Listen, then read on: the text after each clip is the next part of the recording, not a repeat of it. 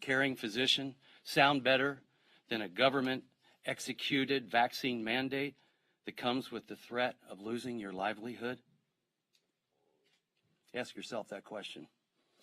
Next, I'd like to present Dr. Andy Harris, one of the co-chairs of the Doctors Caucus. Thank you, Dr. Wenstrup. As my co-chair, Dr. Wenstrup, said, COVID is just clearly not going away. That's becoming more clear day by day.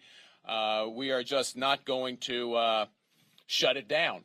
It'll be with us for a long time, maybe even forever, just like the flu is. And it's clear the Biden administration now doesn't really have a plan to combat the virus besides mailing people tests and pushing less than effective boosters. It's becoming clear that we're not going to be able to boost or mandate or test our way out of this virus, and we're way behind on therapeutic options. Other than monoclonal antibodies, which interestingly enough, most of which aren't effective against Omicron, and we don't know whether any of them are going to be effective against the next variant, other than monoclonal antibodies, there really are no other therapeutic options available other than remdesivir, which has a pretty high failure rate.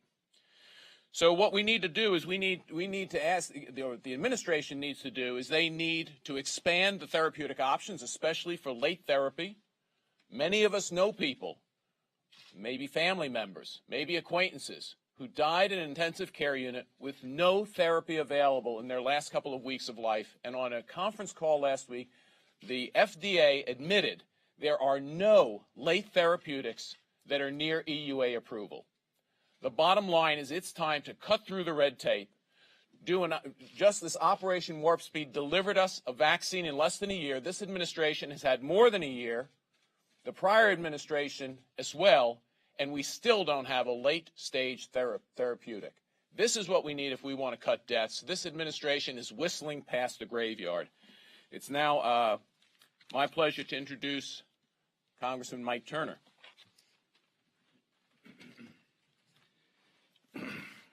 Thank you. Last night, members of the Intelligence Committee were informed that Chairman Schiff has asked that the members of the Intelligence Committee present negative COVID tests in order in participating in normal committee events. We have a briefing coming up on Thursday. He's requesting that we present negative tests in order to, in his words, look to the attending physicians' recommendations for how to safely conduct work here at Congress.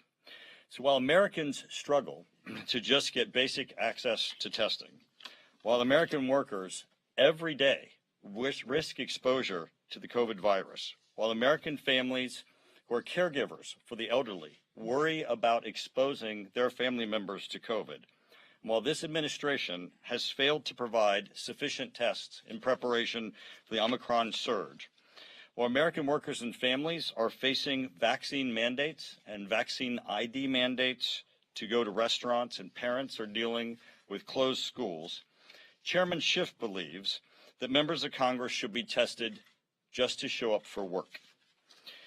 The American public does not have this privilege, and we will not comply. The Biden administration failed to plan for needed testing for the American people. Schiff believes that he should have a privilege that the average American worker does not. Our members will not comply with Schiff's request that we submit to COVID testing just to do our job, and I have a copy of the email request that I'll be providing to you. Thank you. And now I propose to George. 2 years ago this month, Dr. Fauci has put on notice that the virus most likely came from a lab that was doing gain-of-function research. He gets a letter on January 31st, 10:32 p.m., 2020. He gets an email, from Dr. Christian Anderson that says, the virus looks engineered, virus not consistent with evolutionary theory. Dr. Fauci goes into complete overdrive to cover this information up and not present it to the American people. He organizes a conference call the next day with Fauci, Collins, and 11 virologists from around the world on that call. Dr. Gary on that call says this: I don't know how this happens in nature, but it would be easy to do in a lab.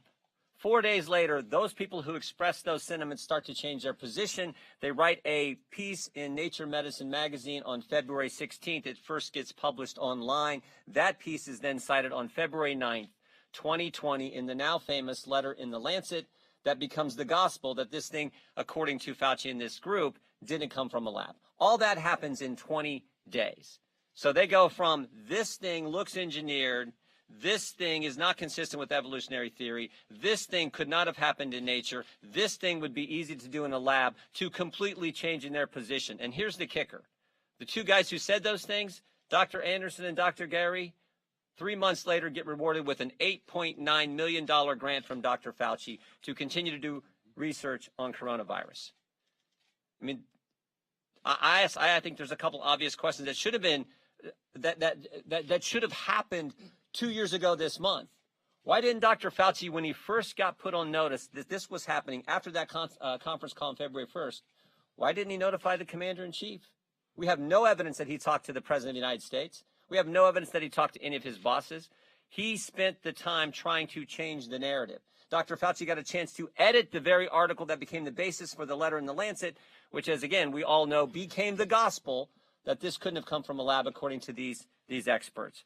So I think those are important questions. If, in fact, the American people put us back in charge, this would be something that we will spend a great deal of time getting to the bottom of. I want to thank my colleague, Ranking Member Comer, for the letter that we put out last week that begins to highlight this and uncovered the redacted emails where we now know what Dr. Gary said when he said this thing had to have come from nature. So I think this is important. We will continue to work on this this year as much as we can. But again, the obvious question, I'll leave you with this. The obvious question is, why don't Democrats want to know this? Why don't they want to know how the virus started that has disrupted our lives for now almost a full 2 years? Why don't they want to know? Why don't they want to do the investigation? Why won't they call in these virologists, Dr. Gary, Dr. Anderson, who initially said this thing came from a lab? They won't do it. That's a question that needs to be answered. Mr. Comer. Good morning. President Biden made bold promises to defeat the coronavirus, but he has broken these promises made to the American people. The president repeatedly pledged to shut down the virus, but he is not. Just look at the facts. More people died of COVID in 2021 than in 2020, and cases are surging across the nation. President Biden promised to deliver a national plan to get the virus under control, but recently he admitted there is no federal solution. President Biden promised to follow the science and listen to the experts. Yet this administration sidelined vaccine experts at the FDA and allowed a radical teachers union to dictate the CDC's school reopening guidance. President Biden promised to improve the availability of COVID tests. But as the holiday season approached and cases began to skyrocket, test kits were scarce and lines were long. President Biden told Americans the vaccine would not be mandatory. But then he issued several authoritarian mandates requiring American workers to be vaccinated or risk losing their jobs and health care plans. President Biden's top medical advisor, Dr. Fauci, publicly shut down the idea COVID originated from the Wuhan lab. But as Congressman Jordan just explained, we now know from emails, unredacted, that Dr. Fauci was warned early on by top scientists that the virus likely came from a lab leak and looked genetically manipulated. Since President Biden assumed office, he has failed at every turn. All President Biden has shut down is the American people's confidence in his ability to lead us through this pandemic. Congress must conduct oversight of President Biden's failed response, but Democrats have refused at every turn. Democrats pledged to be forward-looking in their pandemic oversight, yet they continue to limit their oversight to the Trump administration. Broken promises at the White House, broken promises in Congress. The American people deserve answers. The Republicans on the House Oversight Committee will not stop trying to uncover all the hidden information, all the redacted emails that this administration will not turn over, that Dr. Fauci will not turn over. We're going to continue to dig. We're going to continue to probe because the American people deserve answers. And when House Republicans are in control of the House, I can assure you we're going to get those answers. I'd like to turn it over to Whip Scalise. Thank you, Jamie. Thank all my colleagues for joining us here today. Tomorrow marks the one-year anniversary since Joe Biden took the oath of office as President of the United States. And even if you were grading on a curve, by all objective reporting, he would get an F for failing the American people on all the challenges that we're seeing our country face right now. As many of my colleagues here talked about, just start with COVID. This is the signature campaign platform that Joe Biden ran on. How many times during the campaign did candidate Joe Biden say, I'm going to shut down the virus? He actually bragged that he had a plan on day one to combat the virus. And then what happened just a few weeks ago before governors across the country? He admitted he doesn't have a plan. There is no federal solution, and he dumped it on the governors of our state because he's failed over and over again. There was a bombshell report that came out over the Christmas break that laid out that back in October, President Biden was presented with a plan for testing for all Americans all across the country.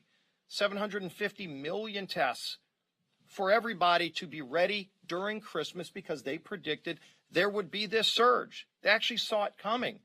And they presented the plan to Joe Biden, who said he was going to shut down the virus as a candidate. And you know what Joe Biden did in October? He rejected that plan. I wonder if today, when Joe Biden holds his press conference to talk about, he can't talk about any of his accomplishments as president for a year, but he surely should have the opportunity to address whether or not he rejected that plan and why. We've posed this to other administration officials. We haven't gotten an answer yet. Jamie Comer and I asked the heads of the Select Subcommittee on Coronavirus and the Oversight Committee to have a hearing into this testing failure by the Biden administration, and they don't want to have a hearing on it. They seemed overeager to talk about transparency and accountability until all of a sudden they were accountable for more deaths from COVID under the Biden administration than they had when they walked in the door. And let's remember, when Joe Biden took that oath of office a year ago tomorrow, he walked in with President Trump's Operation Warp Speed that had delivered not one, not two, but 3 proven and effective vaccines. What has President Biden done to advance on that? Nothing. What has he done to go look into more therapeutic options, to look into natural immunity? Again, on testing, the failures that we see where people right now have to wait hours in lines to try to get testing when he was presented with a plan in October and rejected that plan. Kind of hard for him to say now that it should have happened because he was the one who stopped it from happening.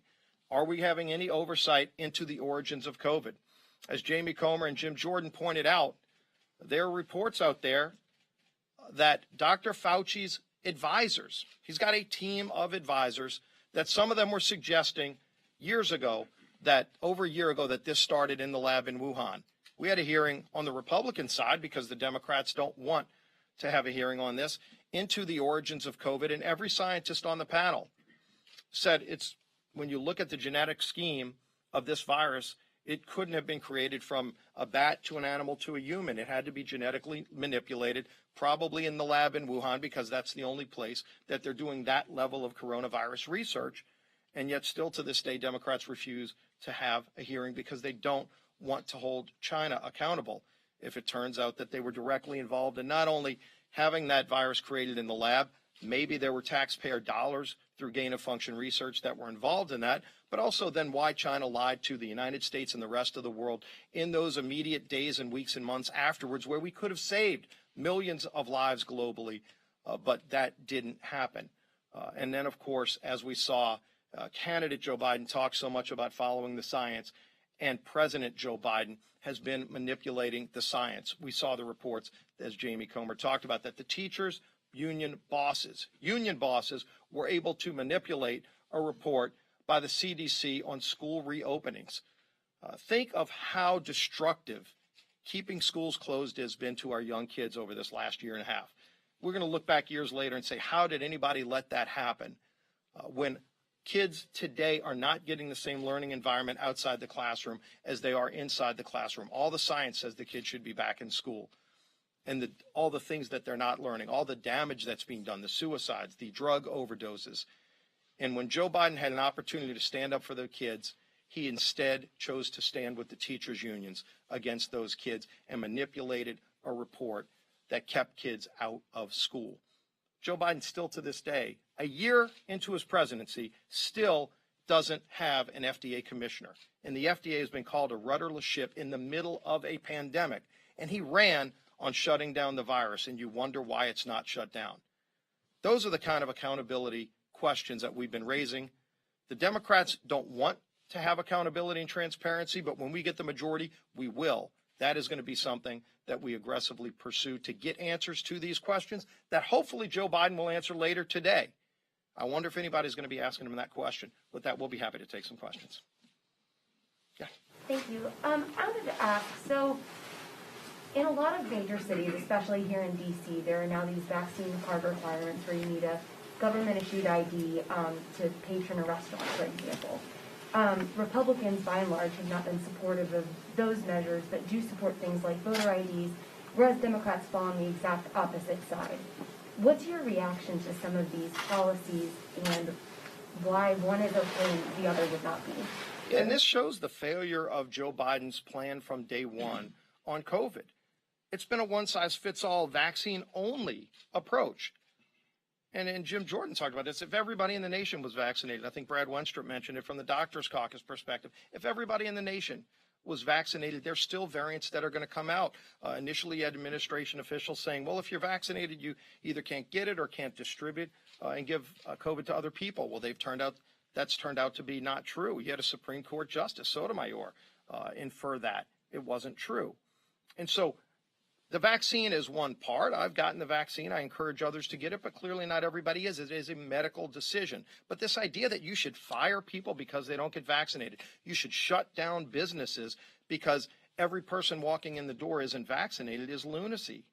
And it's not reality. It's not rooted in what it's going to take to confront this. If you're confronting it with only one approach when there needs to be a multi-front approach, and look, we're trying to find more healthcare workers right now. You talk to hospital directors all across the country. They can't find enough doctors and nurses to treat people, and Joe Biden is still moving forward with a plan to fire healthcare workers if they're not vaccinated.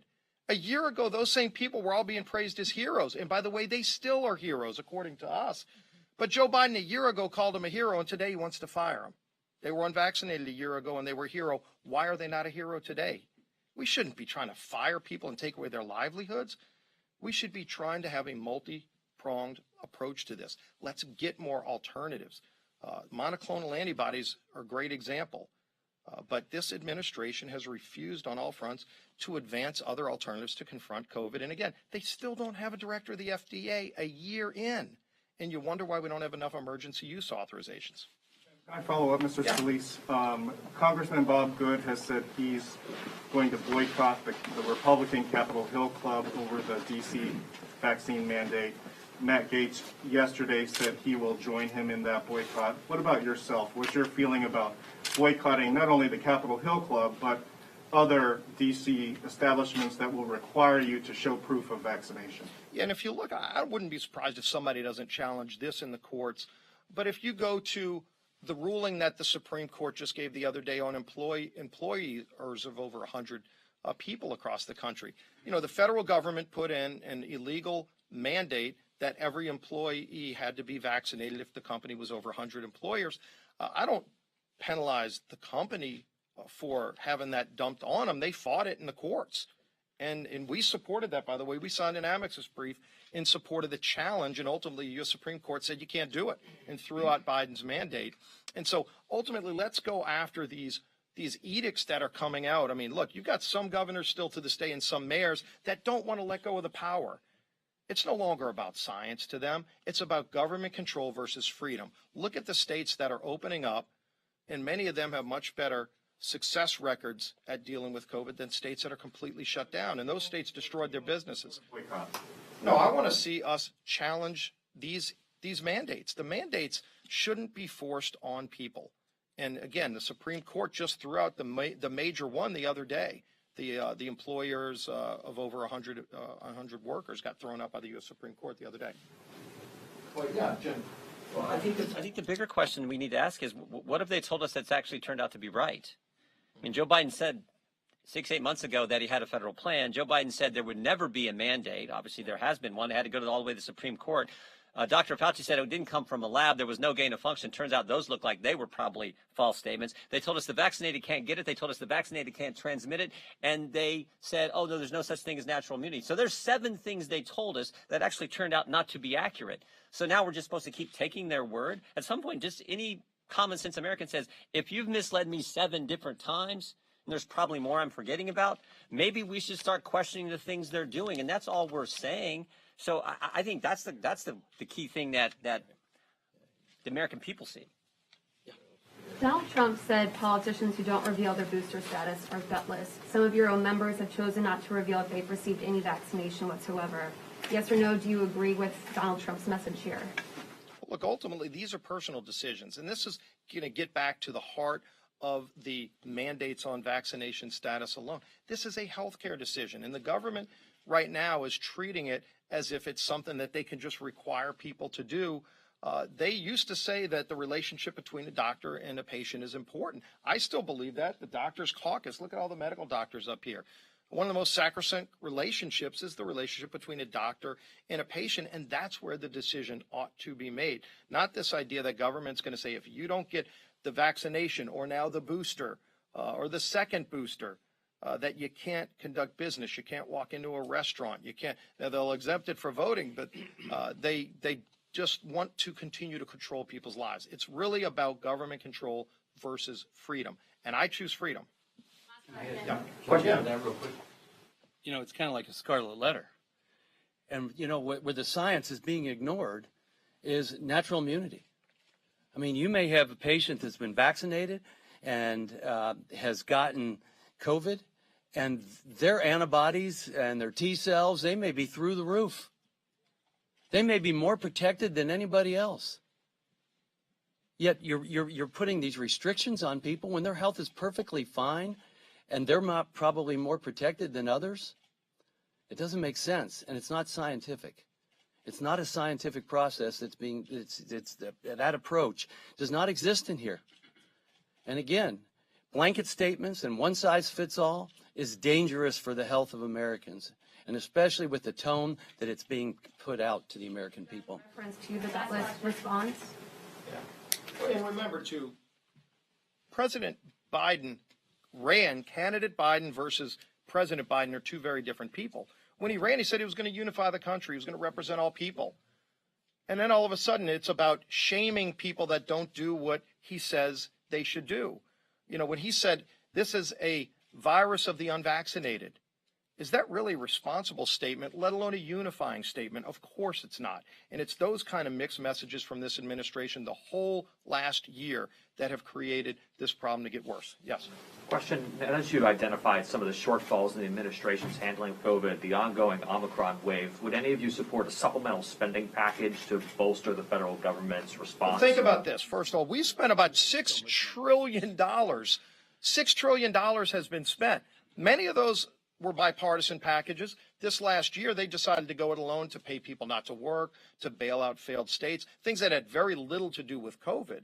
And that's where we walked away because they weren't trying to help people who really had problems that were struggling. And by the way, everybody knows the biggest problem people are facing is inflation. And they know that all of these multi-trillion-dollar spending bills are the biggest driver of inflation. And so it's just unbelievable that Joe Biden, Nancy Pelosi on down just keep doubling down on the failed policies that have created high gas prices, higher inflation. They see a problem that they created, and their answer is to spend trillions more dollars when the public's saying enough. There's $800 billion of unspent money from the previous COVID relief packages. If there were a need, which they haven't even identified, by the way, if there were a need, that's where you would look to go and address it, the money that's unspent. They don't want to have any oversight on the money that's been spent. $6 trillion. That's more than we spent on Social Security, on the Department of Defense, on you can go down the line. It's an unbelievable amount of money. It's more than the entire federal government spent an entire year prior to COVID.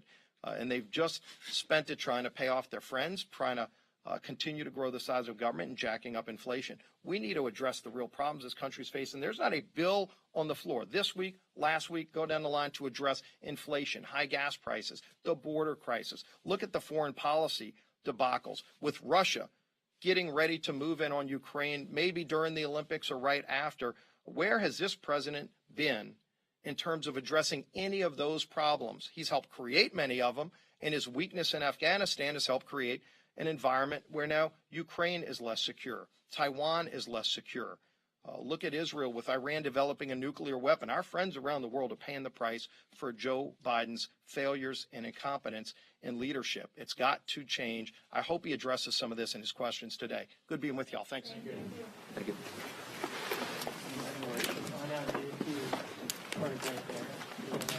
You remember much of it? Oh, yeah. That was very coherent. Hey, Scott. Hey, what's up,